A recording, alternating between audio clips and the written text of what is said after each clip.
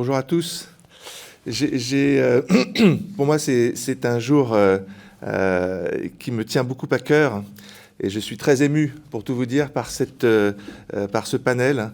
Et donc, comme je suis justement assez ému de présenter ce livre sur lequel j'ai travaillé pendant 2 ans et qui représente en fait 25 ans d'engagement dans les questions, sur ces questions écuméniques et philosophiques, j'ai préparé un texte, pardonnez-moi de le lire, mais ça me permettra de tenir dans les délais. Alors d'abord, je tiens à dire que c'est un honneur et une joie pour moi de présenter ce livre, Essai de métaphysique œcuménique au Collège des Bernardins, aux côtés de Jean-Baptiste Arnaud, mon collègue théologien et ami au département de recherche politique et religion du Collège des Bernardins, mais aussi de Franck Damour, mon ami historien avec qui je discute de la philosophie religieuse, de Nicolas Berdyaev, de Olivier Clément, depuis plusieurs décennies maintenant, et de Dany Robert Dufour, l'un des fondateurs avec Alain Caillé du mouvement convivialiste, un philosophe dont j'admire beaucoup la pensée, même si nous avons des points de départ très différents. Mais c'est justement tout l'intérêt, je pense, de ce type de rencontre que de pouvoir dialoguer, afin, je l'espère, de pouvoir converger. C'est d'autant plus intéressant dans le cadre de cette journée d'études consacrée à la philosophie religieuse. En effet, il est urgent de sortir de la schizophrénie actuelle de l'université, qui consiste à séparer les 2 sphères de la croyance et de la rationalité. Kant, lui-même, dans le conflit des facultés en 1798, s'opposait à un tel partage.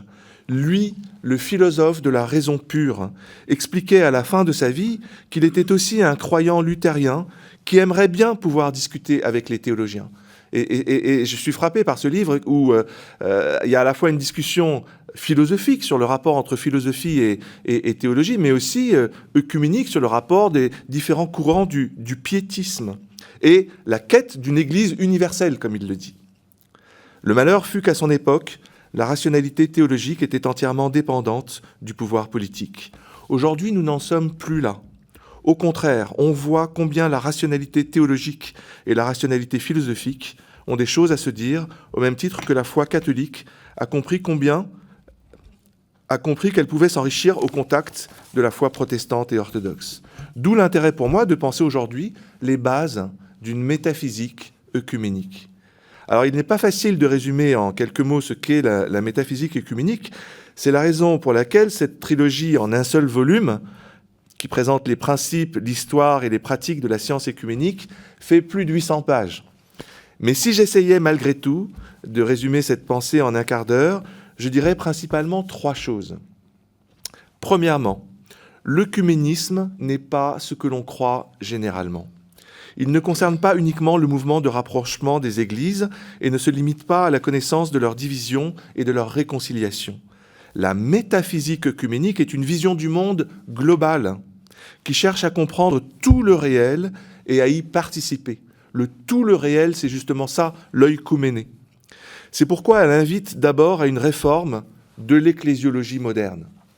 Premier point.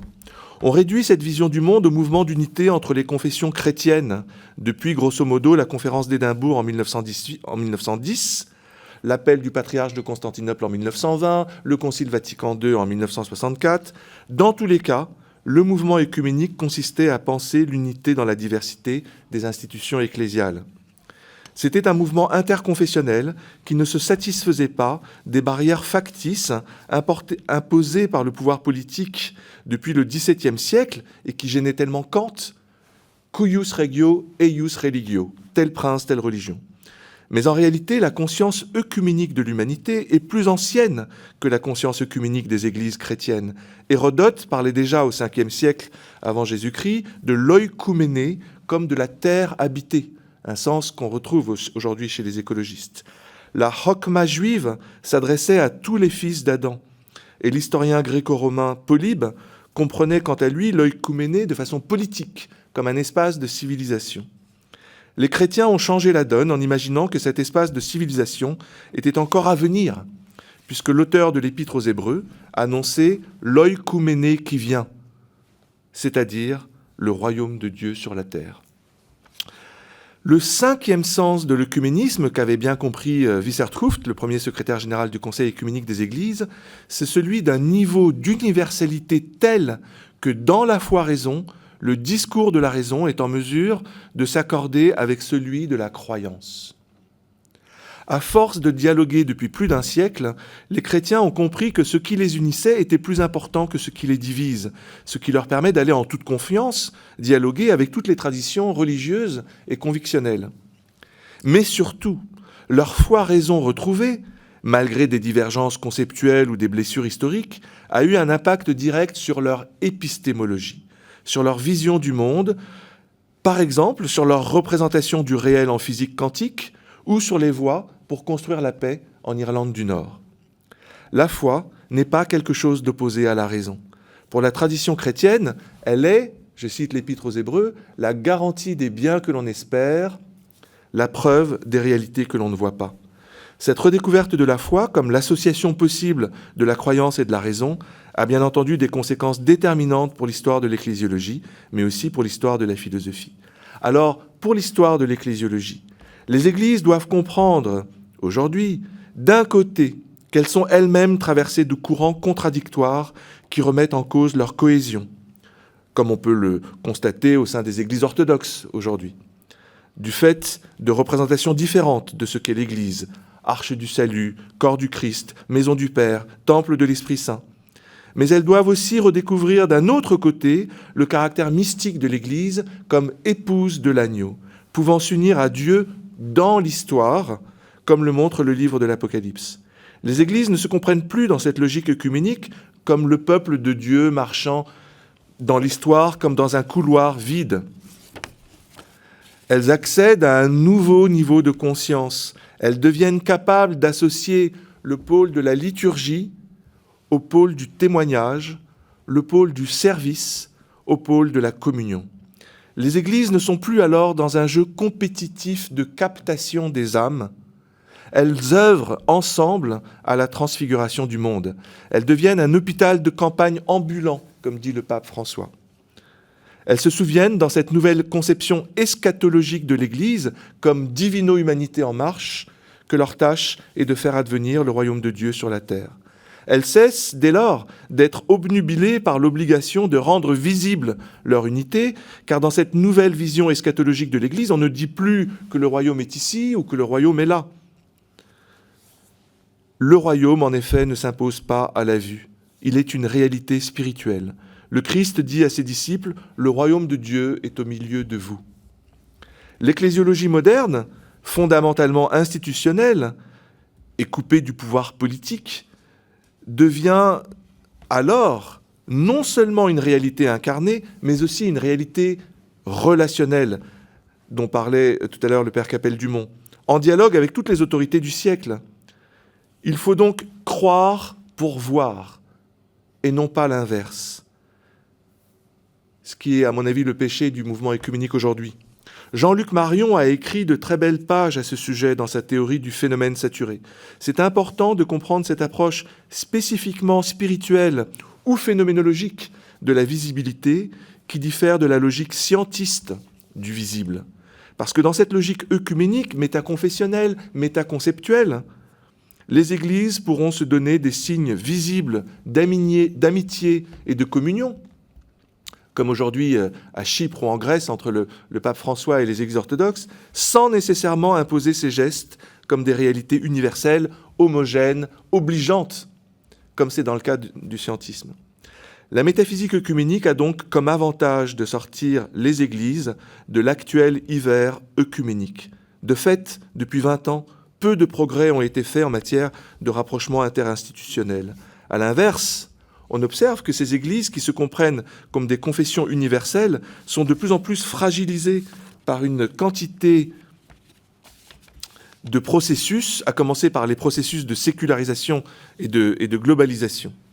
L'ecclésiologie œcuménique propose quant à elle aux églises de maintenir le cap de la mémoire fidèle au pape, aux écritures ou à la tradition conciliaire, qui est à la base de leur organisation confessionnelle, au moins depuis le Concile de Florence. Mais elle propose aussi de tenir ces trois pôles ensemble dans une ecclésiologie en tension, capable d'unir les 4 définitions principales de la foi, comme mémoire fidèle, certes, mais aussi comme juste glorification, pravoslavie, comme vérité droite et comme connaissance juste.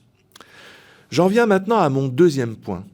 La métaphysique comprise comme la science qui articule en un même discours les représentations que les hommes se font de la nature, de Dieu et d'eux-mêmes en tant qu'ils pensent, peut être réhabilitée grâce à une conception plus universelle et plus personnaliste de la vérité, plus relationnelle de la vérité.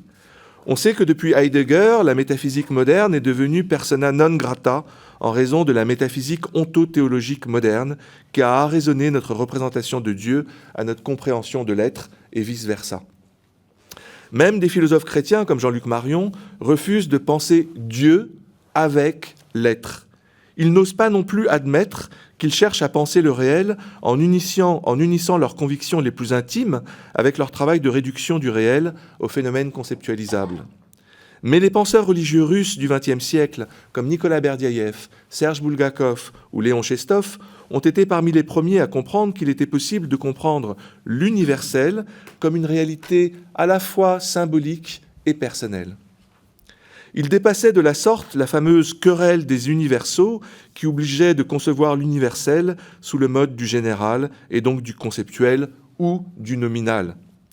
Ces penseurs russes connaissaient très bien la pensée allemande, de Kant à Marx. Ils comprenaient avec Nietzsche que la métaphysique moderne, qui séparait le domaine du pourquoi, réservé à la métaphysique spéciale, du domaine du comment, réservé à la métaphysique générale, était absurde. Il reconnaissait avec Heidegger que la pensée rationaliste occidentale avait enfermé l'être dans des concepts objectivants et qu'il s'agissait désormais d'en retrouver toute la profondeur et toute la liberté. Leur coup de génie a été de développer chacun à leur façon une philosophie du jugement ternaire qui s'exprime universellement par la langue de façon ternaire, comme l'a très bien montré Danny Robert Dufour dans un livre absolument fantastique. Sujet, verbe, prédicat. Cette intelligence humaine est réellement capable de Dieu, capax Dei, car elle permet de penser le monde de façon grammaticale, selon une logique trine que reprend également Jean-Marc Ferry. Mais comment comprendre cette capacité créatrice de l'être humain de sortir sans cesse de soi-même pour comprendre le monde ? Pour les penseurs religieux russes, il convient d'associer la logique du sujet comme personne, la logique du verbe comme sagesse, enfin la logique du prédicat comme conscience de soi. Cette vision du monde a eu pour grand mérite de renouveler la métaphysique et a eu une grande influence tant sur le mouvement personnaliste français, dont parlait Michel Fourcade, que sur la pensée postmoderne qui va de Michel Foucault à Jacques Derrida, comme l'a montré Ramona Fotiade. Chestov en particulier a montré en quoi la pensée rationnelle était depuis Aristote fondée sur les principes d'identité, de non-contradiction et du tiers exclu. Cela signifiait que toute réalité était égale à elle-même, qu'on ne pouvait pas dire une chose et son contraire, et qu'il n'existait pas de troisième terme qui soit à la fois A et non A. La pensée rationnelle binaire, fondée sur ces principes, s'appuyait donc pour comprendre le monde sur l'adéquation de la chose et de l'intellect. Et elle définissait la preuve comme l'explication d'un phénomène par sa répétition universalisable. Mais c'est une vision du monde dont les différentes traditions religieuses d'Orient et d'Occident disent qu'elle est une forme de naïveté par rapport à une organisation non duelle du réel. L'homme, qui dispose pourtant d'une dignité infinie, doit, dans cette conception rationaliste, se soumettre à l'ordre et à l'apparence que les phénomènes veulent bien donner d'eux-mêmes. C'est, selon Chestov, une forme de passivité qui conduit au fatalisme ou à la guerre. Cette forme de pensée aboutit au jugement a priori qui oblige à comprendre tout le réel comme une chose abstraite et uniforme. Elle interdit par conséquent de penser la vérité comme le fruit d'une expérience personnelle. Le malheur a été que ces trois penseurs, Berdyaev, Bulgakov et Chestov, tout en s'appréciant beaucoup, n'ont pas réussi à trouver un discours commun et complémentaire. L'originalité principale, je crois, de mon livre est de montrer que la métaphysique, lorsqu'elle se définit comme écuménique, est en mesure de tenir ensemble le personnalisme de Berdyaev, la sophiologie de Bulgakov et la pensée transdisciplinaire du tiers inclus de Chestov. La métaphysique pour Aristote devait être katelou, selon le tout. Elle devait être capable de prendre la chose en son entier. La métaphysique lorsqu'elle redécouvre ses sources spirituelles de façon personnaliste, sapientielle et ternaire, devient justement pleinement œcuménique. Au même titre que l'ecclésiologie catholique a plusieurs niveaux de sens, comme l'a bien montré le cardinal Dulce, et qu'elle s'est résolue depuis Vatican II à concevoir son universalité sur un mode œcuménique, il en est de même pour la métaphysique, qui ne peut plus être pleinement universelle qu'à condition d'être œcuménique, comme je l'ai défini. Cette approche permet, en outre, de réconcilier 4 compréhensions majeures de la vérité dans l'histoire de la philosophie. Si on a bien cette approche métaphysique en tension, la vérité comme correspondance entre la chose et l'intellect, Aristote, certes, mais aussi la vérité comme fidélité à une promesse, Augustin, qui reprend le émet hébreu, la vérité comme cohérence entre ce que l'on dit et ce que l'on fait, de Kant à Rescher, enfin la vérité comme consensus entre les membres d'une communauté, chez Peirce. Cette conception existentielle et en tension de la vérité s'oppose en ce sens à la vision volontariste de la vérité, qui ne la conçoit plus que de façon technocentrique, comme ce qui fonctionne par rapport à ce qui est, chez Bacon, vision qui aboutit à l'utopie transhumaniste, comme l'a très bien montré Franck Damour. On peut imaginer toutes les conséquences épistémologiques d'une telle métaphysique en tension. C'est pourquoi je consacre la 3e partie de mon livre à cette nouvelle épistémologie ouverte à l'esprit, à la fois personnaliste, sapientielle et ternaire, capable d'ouvrir de nouvelles voies de convergence entre les pensées théocentriques occidentales et les pensées cosmocentriques de l'Orient. J'ai choisi en particulier d'illustrer cette nouvelle épistémologie avec les exemples de la science de la construction de la paix, de la communication, de l'écologie, de l'économie, etc. Mais il y a un 3e aspect qui me tient particulièrement à cœur, dans la mesure où ma formation de base est historique. C'est de proposer un nouveau récit œcuménique de la conscience occidentale, ce qui fait l'objet de la 2e partie de mon livre, puisqu'on comprend bien, avec cette nouvelle métaphysique, que l'histoire de la conscience est déterminante pour tenir ensemble, comme le disait Rabelais, la science et la conscience. Je présente un certain nombre de tentatives qui ont été faites dans le passé, de Mircea Eliade à Pierre Teilhard de Chardin, pour faire le récit de cette conscience universelle, à la fois cosmique, humaine et divine. Et je m'appuie sur un certain nombre de penseurs contemporains qui développent ça sur un plan scientifique, comme Rupert Sheldrake en particulier. Mais je m'attarde plus particulièrement sur les 2 récits les plus récents de John Milbank et de Charles Taylor. Pour le premier, théologien britannique anglican, l'histoire de la conscience occidentale est en crise parce que depuis Duns Scott, elle a cessé d'être en mesure de penser l'histoire du monde comme celle de la divino-humanité. Aussi, Milbank propose-t-il de revenir à une orthodoxie radicale de la foi chrétienne. Le philosophe canadien catholique Charles Taylor considère de son côté que le grand récit qui a marqué l'histoire de la conscience occidentale et qui est en crise aujourd'hui, c'est celui de la Réforme du XVIe siècle. Aussi suggère-t-il de retrouver le chemin de cette pensée réformée, mais en cherchant des langages plus subtils, comme il dit, que le positivisme ambiant, pour être en mesure de voir à nouveau les épiphanies de l'être. Pour ma part, je propose un nouveau récit complémentaire avec les 2 premiers, un récit proprement œcuménique qui part du principe que la foi chrétienne n'est ni figée ni monolithique, elle est un rapport au monde à la fois inspiré par l'esprit et en perpétuelle évolution. Il y a bien eu une cohésion fondamentale. Il y a bien eu une cohésion fondamentale de l'Église à ses origines au moment de la Pentecôte. Mais en même temps, toute l'histoire de la conscience occidentale a été celle des divisions et des réconciliations qui se sont produites au sein de cette conscience chrétienne et par voie de conséquence au sein de la civilisation occidentale. C'est fort de cette 3e logique explicative du développement historique de la conscience occidentale, comme en perpétuelle tension œcuménique entre identité et altérité, comme l'a montré Ricoeur, ou entre temporalité et éternité, comme l'a montré Lévinas, que j'en viens à expliquer le temps présent et que je m'attarde plus particulièrement à étudier la montée des courants radicaux aujourd'hui. Ma thèse est que dans le radicalisme montant qui nous environne depuis au moins 20 ans, il y a bien souvent des mouvements fondamentalistes et destructeurs, mais il y a aussi une volonté de remise en question d'une civilisation moderne, une civilisation déiste, individualiste et matérialiste qui en est venue à être, par bien des aspects, profondément perverse et fascinée par la technologie.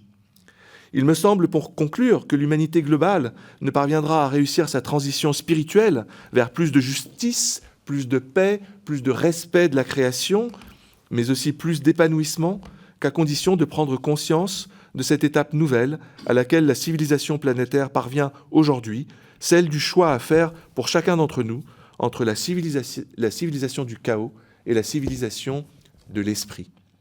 Merci pour votre attention.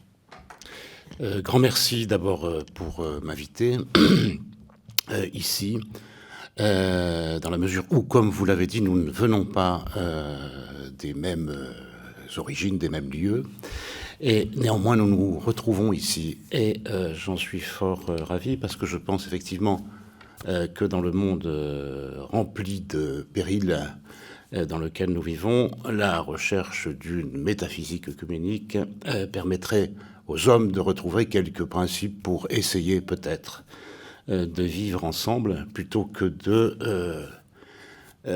s'engager dans ce que vous avez appelé le chaos et qui pourrait ressembler à un suicide collectif de l'humanité. Alors, je suis d'autant plus intéressé que c'est aussi ce que nous visons dans le mouvement que nous avons créé, notamment avec Alain Caillé, qui, je crois, va venir bientôt ici en janvier. Voilà, c'est ça, en janvier. Donc, un grand ami. Et ce mouvement s'appelle le convivialisme, que je vais essayer d'exposer rapidement, parce que je pense qu'il y a beaucoup de convergence entre ce que vous proposez et ce que nous visons. D'abord, le convivialisme, qu'est-ce que c'est ? C'est un mouvement qui a été créé par 150 à 200 intellectuels français. Je dis intellectuel, c'est pas un mouvement politique, c'est pas un mouvement qui a une visée pour agir directement sur le monde, mais qui se propose donc un certain nombre de réflexions avec des gens qui viennent véritablement d'horizons extrêmement divers.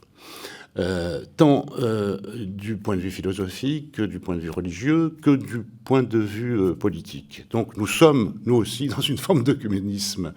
Et je pense que ce n'est pas un hasard.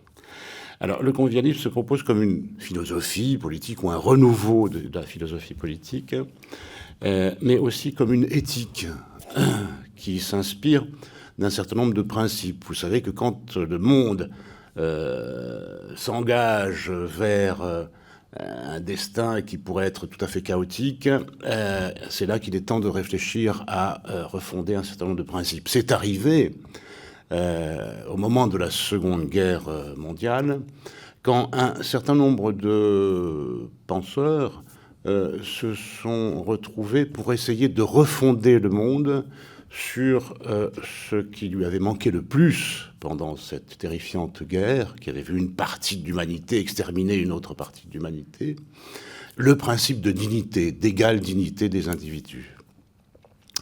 J'ai une personne que j'apprécie beaucoup, un ami, qui était professeur au Collège de France et qui s'appelle Alain Suppiot, qui a écrit un très beau livre là-dessus, qui s'appelle « L'esprit de Philadelphie », qui a servi à reconstruire, après le désastre de cette guerre, le monde occidental et ses grandes institutions, et nationales et internationales, sur ce principe de dignité. Et donc nous sommes en train de réfléchir à quel principe il faudrait mettre en jeu pour essayer de conjurer donc ce destin funeste dans lequel nous sommes apparemment engagés. Donc nous avons construit cinq principes qui sont tous subordonnés à un impératif, comme on dirait dans la philosophie kantienne, un impératif absolu de maîtrise, de l'hubris, de la démesure dans laquelle nous sommes partis. Je pense que vous allez en parler également, puisque la technique fait partie aussi donc de cette démesure dans laquelle nous sommes malheureusement embarqués. Premier principe de commune naturalité. Ce principe affirme que les humains ne vivent pas en extériorité par rapport à une nature dont ils devraient, notamment par la technique, se rendre maîtres et possesseurs, comme le proposait Descartes dans le discours de la méthode, la sixième dernière partie du discours de la méthode. Comme tous les êtres vivants, ils en font partie de cette nature et sont en interdépendance avec elle. Ils ont la responsabilité d'en prendre soin, parce qu'à ne pas la respecter, c'est leur survie éthique et physique, et métaphysique bien sûr, qui mettent en péril. Le second principe, le principe de commune humanité, affirme que par-delà les différences de couleur, de peau, de nationalité, de langue, de culture, de religion, de richesse, de sexe, d'orientation sexuelle, il n'y a qu'une seule humanité qui doit être respectée en la personne de chacun de ses membres. C'est très important à l'heure où la perspective transhumaniste commence à apparaître pour essayer de créer une scission dans cette commune humanité. Troisièmement, le principe de commune socialité qui affirme que les êtres humains sont des êtres sociaux pour qui la plus grande richesse est celle des rapports concrets qu'ils entretiennent entre eux dans le cadre d'associations, de communautés, de sociétés, de taille et de nature variables. Je pense que ce principe de commune socialité est important à rappeler à l'heure où, par exemple, 1% des individus dans le monde possèdent 2 fois plus que 90% de l'humanité, c'est-à-dire à peu près 7 milliards d'individus. Donc là aussi, nous sommes dans une sorte de scission de cette socialité. Quatrièmement, on entre dans une perspective intéressante qui avait été souvent très sous-estimée, c'est le principe d'individuation qui affirme non pas simplement un certain nombre de valeurs collectives, mais aussi la nécessité pour chacun de se développer au mieux de son individualité singulière, en déployant ses capacités, sa puissance d'être et d'agir, sans nuire évidemment à celle des autres, dans la perspective d'une égale liberté. C'est très différent de l'égoïsme, l'individualisme, parce que l'égoïsme débouche sur le chacun pour soi et sur la lutte de tous contre tous. Et au contraire, le principe d'individuation affirme la singularité de chacun dans le respect de son interdépendance avec les autres et avec la nature. Enfin, cinquième principe, principe d'opposition créatrice. J'ai dit que chacun avait vocation à manifester son individualité singulière, et donc cela peut entraîner des oppositions entre les humains. Mais il ne leur est légitime de le faire qu'aussi longtemps que cela ne met pas en danger le cadre de commune humanité, de commune socialité, de commune naturalité qui rend la rivalité entre les hommes féconde et non pas destructrice. Du coup, la politique au sens très général, pas au sens politicien du terme, bonne, est celle qui permet aux humains de se différencier en faisant servir leur rivalité au bien commun. Et la même chose est vraie de l'éthique. Donc, je disais que ces 5 principes sont soumis à une sorte de méta-principe, un impératif de maîtrise, de l'hubris, de la démesure. La condition première pour que rivalité et émulation servent au bien commun est qu'elles échappent pour le désir de toute puissance, à la démesure, à l'hubris, à ce que dans un petit livre j'ai appelé, en reprenant un terme grec, pléonexie. Pléonexie, c'est comme pléon, plus, comme dans le pléonasme, il y a un moins trop, un moins plus, et éken du verbe grec avoir. Donc la pléonexie vise à avoir plus que sa part, plus que les autres, toute la part. C'est ça aussi, donc, une des formes actuelles de la démesure. Ce principe, donc, de maîtrise de l'hubris traverse les 5 autres principes et doit servir en quelque sorte de régulateur, de garde-fou, au sens littéral du terme, puisque nous sommes peut-être entrés dans une forme de folie collective. Alors, chaque principe poussé à son extrême et non tempéré par les autres risque de s'inverser en son contraire. L'amour de la nature ou celle de l'humanité en haine des hommes, la commune socialité en nationalisme plus ou moins racial, l'individuation, je l'ai dit, en un égoïsme indifférent aux autres, et l'opposition créatrice en combat des égaux. Alors si je dis cela, c'est parce que le lien social, c'est une question sur laquelle j'ai apporté ma contribution au mouvement convivialiste, se présente en quelque sorte comme une médaille sous deux faces, avec pile et face, un avers et un revers. Côté face, le lien social est fondé sur la réciprocité. Côté pile, le lien asocial est fondé sur la prédation. Prédat, vol, butin, rapine, prise, préhension, saisir, prendre. Il existe donc une part aimable et une part maudite dans le lien social. Pour vous expliquer cela un peu mieux, je vais faire référence à ce que disait l'anthropologue Marcel Mauss, parce qu'il a montré dans son livre principal, donc L'essai sur le don, paru en 1924, que dans les sociétés traditionnelles, le lien social reposait sur des relations de réciprocité, qu'il résume par cette formule totalement éclairante: donner, recevoir, rendre. C'est une formule ternaire, n'est-ce pas? Et je crois que ce n'est pas tout à fait un hasard. Alors, pourquoi faut-il rendre quand on vous a donné quelque chose? Est-ce que parce que la raison, c'est que les hommes des sociétés traditionnelles seraient, disons, plus sympathiques que nous? Non, il y a une raison fondamentale. Pas du tout. Tout simplement parce que ce que l'un donne, il le perd au profit de l'autre.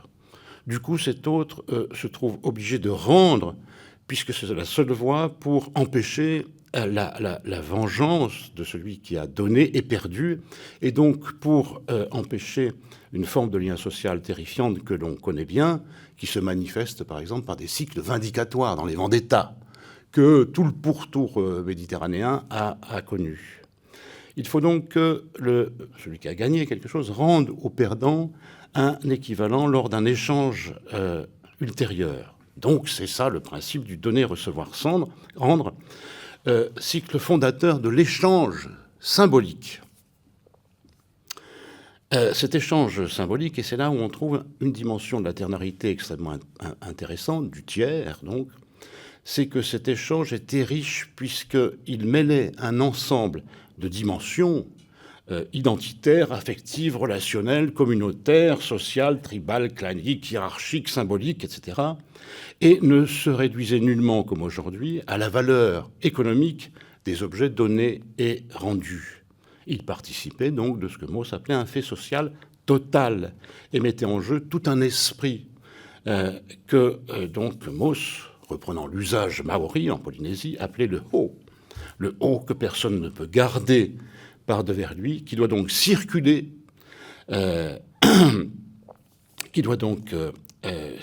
pour, après un certain temps, revenir à son point d'origine.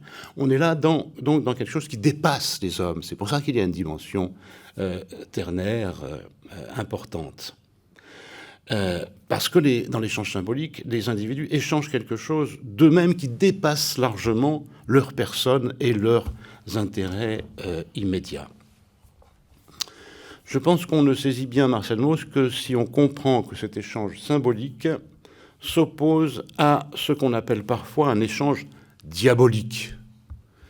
Vous voyez que je suis un athée, mais qui est fort intéressé par Dieu et malheureusement aussi par le diable, puisque je crois qu'il est en train de prendre une grande part de possession des échanges humains. Échange diabolique parce que cet échange donc est centré sur le prendre. Prendre pour constituer une richesse au détriment de l'autre. Il faut donc penser, comme je le disais, le lien social comme sous ces deux faces. Lien social donner, recevoir, rendre, c'est-à-dire la réciprocité, et le lien asocial, prendre, refuser de donner quoi que ce soit, et garder, c'est-à-dire la prédation, où il est question de dérober, de ravir quelque chose à quelqu'un. Il s'agit donc de conjurer en quelque sorte cette part maudite, cette part diabolique. Et je crois que ça vaut la peine à cet égard de rapprocher Mauss de son contemporain Freud. Il se trouve que, en plus de tous mes défauts, je suis freudien, je dois l'avouer. Pourquoi ? Parce que Freud n'a pas eu besoin d'aller chercher dans les pays lointains pour repérer cette part maudite des échanges humains. Il n'a eu qu'à plonger dans les profondeurs de la psyché des hommes et des femmes qui, allongés sur son divan, pouvaient tout dire sans être jugés. C'est quand même une situation assez rare, à part la confession. Et dans ces conditions, ils ont pu avouer que parfois, la volonté de prendre à l'autre, une volonté de prendre à l'autre les habitait. Et donc, c'est ce que Freud a perçu à la même époque que Mauss. Et c'est ceci, c'est la part maudite. Écoutez bien, l'homme, c'est Freud qui parle, dans un texte de 1928-29, donc, qui s'appelle Le malaise dans la culture, texte fameux. L'homme n'est point cet être débonneur au cœur assoiffé d'amour dont on dit qu'il se défend quand on l'attaque, mais un être au contraire qui doit porter au compte de ses données instinctives une bonne somme d'agressivité. Pour lui, par conséquent, le prochain n'est pas seulement, il peut être, mais pas seulement un auxiliaire et un objet sexuel possible, mais un objet de tentation. L'homme est en effet tenté de satisfaire son besoin d'agression aux dépens de son prochain, d'exploiter son travail sans dédommagement, de l'utiliser sexuellement sans son consentement, question fort actuelle, de s'approprier ses biens, de l'humilier, de lui infliger des souffrances, de le martyriser, de le tuer. Homo homini lupus, l'homme est un loup pour l'homme, qui aurait le courage, en face de tous les enseignements de la vie et de l'histoire, de s'inscrire en faux contre cet adage. Et j'ai gardé le plus important pour la fin.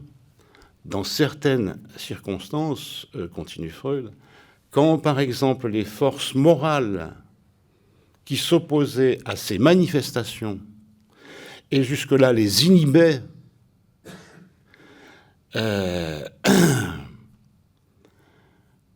ont été mises hors d'action, ces forces morales, l'agressivité se manifeste de façon spontanée et démasque l'homme sous l'homme, la bête sauvage, qui perd alors tout égard pour sa propre espèce.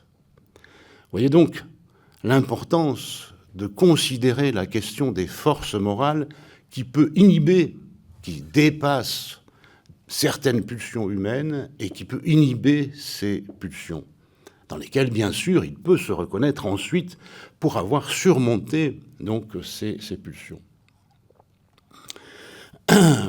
Alors, j'aurais pu développer certains autres aspects. Vous voyez qu'on est vraiment dans une pensée trinitaire, on est dans le donner, recevoir, rendre. J'aurais pu développer certains autres aspects, non pas simplement dans l'échange traditionnel des objets, mais dans le lieu dans lequel tous les humains spontanément se retrouvent, c'est-à-dire la parole. C'est notre propriété spécifique d'être doué de parole.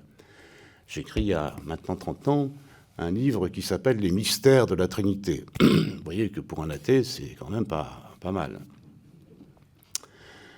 Dans ce mystère de la Trinité, j'ai essayé de montrer, vous en avez parlé tout à l'heure, que dans l'usage spontané de la parole, quand je me mets à parler, je dis « je » à mon propos, à un « tu » qui m'écoute, à propos de « il », une éthique, une morale qui pourrait nous tenir ensemble. J'ouvre la bouche et nous sommes dans un espace spontanément trinitaire, avec ce tiers donc qui dépasse les échanges humains. Et on pourrait développer longuement donc cette question. J'ai terminé ou il me reste 2 minutes ? 2 minutes. 2 minutes, bon. Simplement, je voudrais terminer en vous parlant de mon dernier travail, puisque dans ce dernier travail, donc, le docteur m'abuse et c'est double, j'essaye tout simplement de faire parler, je dirais, le diable. J'ai été chercher cette figure dans les films de Fritz Lang. Fritz Lang a fait 4 extraordinaires films qui figurent au panthéon cinématographique de beaucoup, à partir entre 1922 et 1960. Donc il y a 4 films sur le docteur Mabuse. C'est le génie du mal, de la prédation, du prendre, et qui ne rend pas, mais donc qui accumule. Et donc, je pense que si j'étais universitaire toute ma vie, mais si c'était à refaire, je crois que je travaillerais spécifiquement sur cette question, c'est-à-dire sur la prédation, sur les techniques de manipulation, y compris de manipulation de masse telles qu'elles ont pris cette ampleur aujourd'hui dans le monde, qui permet de manipuler en profondeur tout ce que les individus perçoivent et de leur faire adopter à ces individus des idées qui ne sont pas les leurs, des produits constamment nouveaux et acclamer des leaders hier inconnus. Nous sommes maintenant dans des techniques, je dirais, malthusiennes de manipulation de masse. Et donc, comme l'art va peut-être plus vite, je suis parti de l'université, et donc je ne peux plus faire une équipe de recherche qui serait consacrée donc à ces questions de la prédation et de la manipulation de masse. C'est pourquoi donc, j'ai été voir dans le cinéma pour prendre ce personnage terrifiant et voir ce qu'il nous dirait s'il pouvait, au lieu de se dissimuler, parler en première personne. Voilà, je vous remercie beaucoup de votre attention. Merci pour cette invitation, Antoine, et je ne peux que saluer, même si je ne l'ai pas encore lu, cette tentative audacieuse de vouloir réunir dans un même livre, et je suis un peu surpris que nous soyons encore vivants, à la fois Bulgakov, Berdiev et Chestov. Je pense que dans une même pièce, ça donnait un mélange un peu explosif. Et voilà, donc et je me demande finalement lequel va finir par emporter. Alors je mettrais bien une pièce de connaissant un peu sur Bulgakov, mais peut-être que c'est Chestov qui aurait le fin mot, je ne sais pas. En tout cas, ce qui est certain, c'est que tu t'inscris dans une tradition là, qui est celle de la diaspora russe.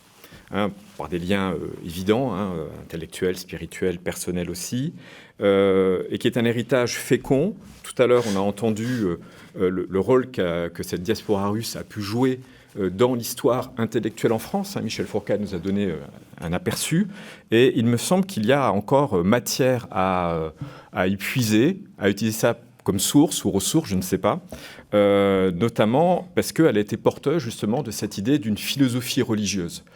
Alors, j'aimerais bien illustrer ça à travers une idée qui est que cette philosophie religieuse, sa fonction essentielle aujourd'hui, ce pourquoi elle est salutaire avant tout, c'est parce qu'elle est profanatrice. Et ça rejoint peut-être un petit peu, et je vous remercie de m'avoir donné une expression que je cherchais depuis ce matin, c'est la notion de part maudite, et bon, je vais y arriver assez vite. Alors pourquoi cet héritage important ? Parce que au fond, depuis le XVIIe siècle, la modernité de cet extrême Occident où nous sommes n'a cesse de chercher des Orients. Régulièrement, chaque génération est allée chercher un Orient quelque part, en Inde, en Chine, au Japon, traduisant des textes, les réinterprétant, se fabriquant, je dirais aussi, des sortes d'Orient intérieur avec différentes traditions ésotériques. Voilà. Et actuellement, je dirais qu'une des formes que prend cet Orient, au sens très large du terme, c'est-à-dire cette altérité-là, qui permettrait de répondre peut-être à cette part maudite, c'est peut-être l'animisme. Alors, ce matin, je suis tombé d'un train à la gare d'Austerlitz, et comme j'étais un peu en avance, je me suis dit que j'allais revenir en traversant le Jardin des Plantes.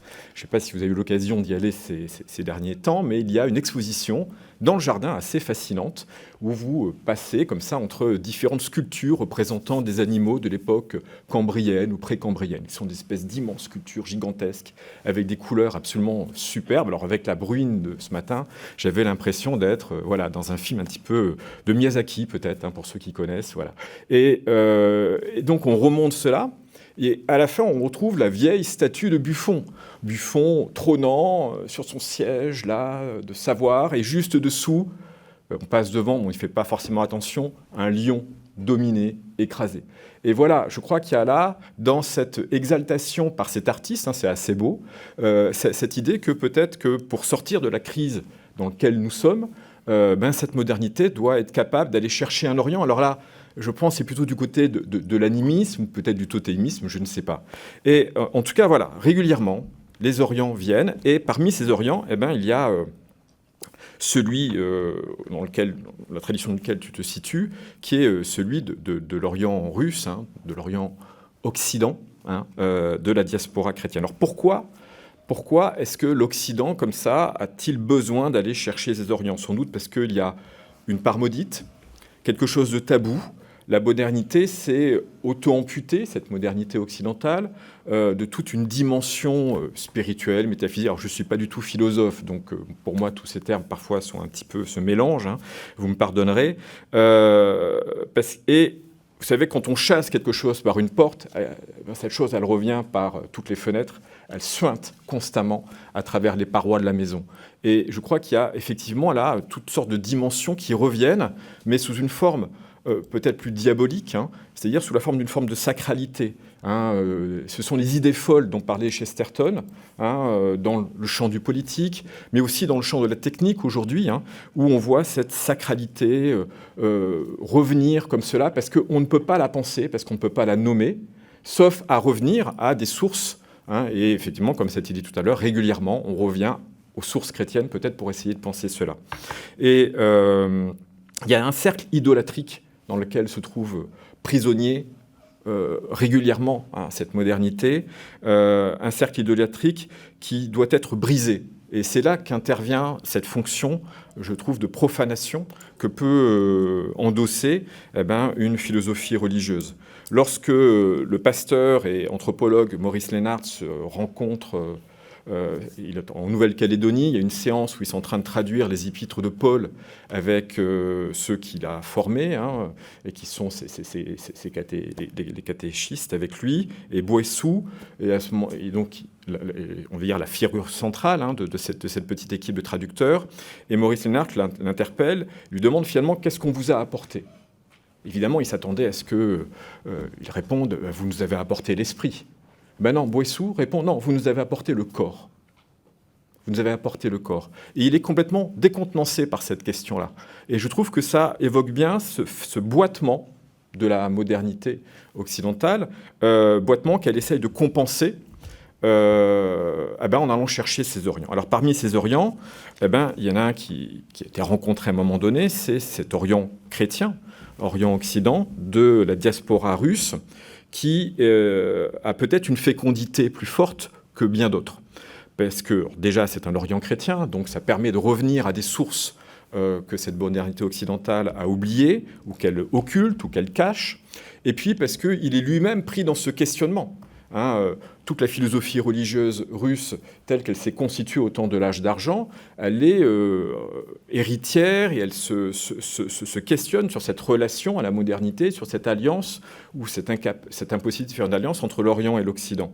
Et c'est pour cela qu'il y a une telle fécondité qui a été évoquée tout à l'heure, mais on pourrait, au-delà de la fécondité, je dirais, dans le débat intellectuel français, penser, je dirais, à la fécondité plus générale de ce siècle d'argent russe dans le domaine de la linguistique, des mathématiques, de l'esthétique. Et dans cette efflorescence, véritablement, je pense que la philosophie religieuse, avec ses différentes facettes, a été véritablement motrice, il y a eu un rôle moteur. Alors je voudrais prendre un exemple de cela dans le champ de la technique. Alors pourquoi ce domaine-là? C'est pas seulement... Il m'intéresse sans doute, mais ce n'est pas seulement pour cela. C'est parce que, comme vous l'avez évoqué, évidemment, c'est un enjeu tout à fait essentiel aujourd'hui. Et finalement, quand on regarde bien, je dirais qu'il y a peut-être 3 choses qui unissent les êtres humains à la surface de la planète aujourd'hui, qui sont donc forcément des enjeux pour une pensée mondiale. C'est les impôts, la mort, ou le fait qu'on va tous mourir, et l'usage des technologies. Il y a vraiment un enjeu là transculturel avec des technologies qui se veulent être peut-être la seule manifestation d'une certaine forme d'universalité neutre, en tout cas qui peuvent être pensées comme ça, dénuées de valeur, et donc ayant un peu ce potentiel-là. Et si on regarde un petit peu, par exemple, la façon dont en France, la philosophie a pris en charge cette question de la technique, on s'aperçoit qu'il y a constamment une sorte de sous-texte théologique qui n'est pas forcément explicité, mais que l'on voit apparaître. Alors, bien sûr, on peut penser à Jacques Ellul ou Ivan Illich, où là, évidemment, le sous-texte théologique est explicite. Hein. Ivan Illich qui disait qu'il dialoguait tous les jours avec Hugues de Saint-Victor. Hein. Voilà. Mais chez d'autres auteurs, c'est-à-dire que lorsque ce matin dans le train, là, avant de rencontrer ces créatures fantastiques du Jardin des Plantes, je relisais le début du livre de Laura Gourand sur l'homme et la technique, et la première citation qui apparaît, c'est Grégoire de Nice. C'est même la seule qui apparaît, détachée en début de chapitre, et c'est la seule qu'il y a dans tout le livre.